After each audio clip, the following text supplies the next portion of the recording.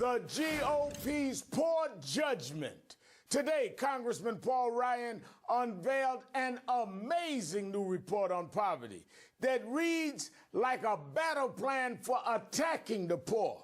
Surprise, surprise. He blames the safety net, accusing welfare and social programs for making poverty worse. The report goes after Medicaid. Quote, Medicaid patients use the emergency room inappropriately. It goes after the food stamp program known as SNAP. Quote, SNAP discourages work among female-headed households. It goes after Head Start. Quote, the Head Start program as a whole is failing to prepare children for school. So the big takeaway, let's help the poor by attacking programs that help the poor. The report also goes after poor families themselves, citing the breakdown of the family as the root factor. Quote, perhaps the single most important determinant of poverty is family structure. And it continues, poverty is most concentrated among broken families. Look, everybody knows that family stability is significant, but this has become a bizarre trend on the right. The truth is that the greatest tool to lift people, to lift children and families from poverty, is one that decreases the probability of child poverty by 82%. But it isn't a government program. It's called marriage. The war on poverty will not be won as long as the value of marriage is diminished. The fact is that marriage is disappearing in places where government dependency is the highest.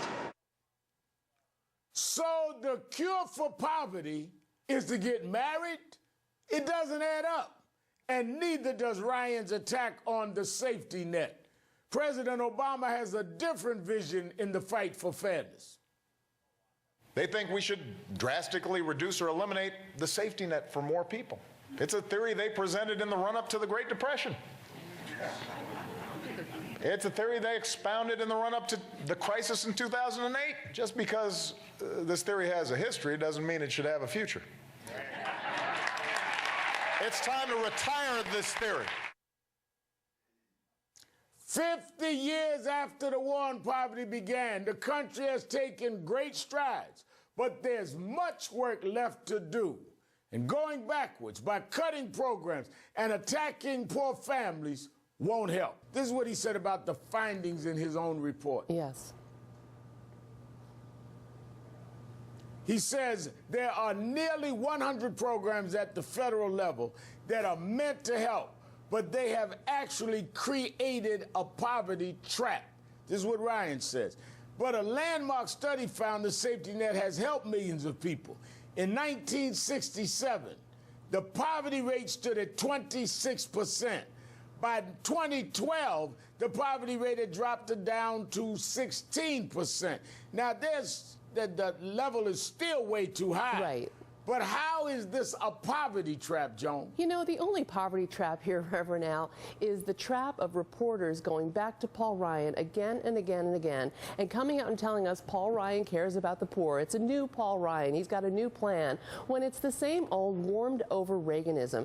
Reagan told a terrible lie that we fought a war on poverty and poverty won. It wasn't true back in 1980. It's not true now. We did help people. Now, I want to give him credit for a couple of things. One is there are a lot of poverty programs, and you and I and the congressman all know they aren't coordinated as well as they could be, and Democrats have tried for a very long time, and this president is trying now through the federal bureaucracy to coordinate them and bring them together and create a web of services around poor families in need and do really important things that Republicans block again and again. They also, as the congressman said, the best thing we could do right this minute, if you and I could wave a wand, one thing we could do, raise the minimum wage to $10.10 an hour. That lifts almost 1 million people out of poverty tomorrow. We could do it tomorrow. Let's have partnership on that. No, we can't do that. Now we've got people saying, let's do away with the minimum wage entirely. They are trying to repeal the 20th century. Not the 21st, the 20th century. Food stamps versus paychecks. Obama is the best food stamp president in American history. When he says Obama's the food stamp president, which, by the way, he is. Lottery winners, multi-million-dollar lottery winners are getting food stamps. On economic policy, he's doubled the number of people on food stamps. I'd much rather spend the money on food stamps than he would on a strong military or support for our troops. So this is kind of coded language that they've used for a long time, and it really genuinely hurts people, Reverend Al. You know, the president unveils his 2015 budget tomorrow, Congressman McDermott, and is expected to call for no cuts to Social Security, universal pre-kindergarten education, investment in job training and manufacturing hubs, and closing corporate tax loopholes.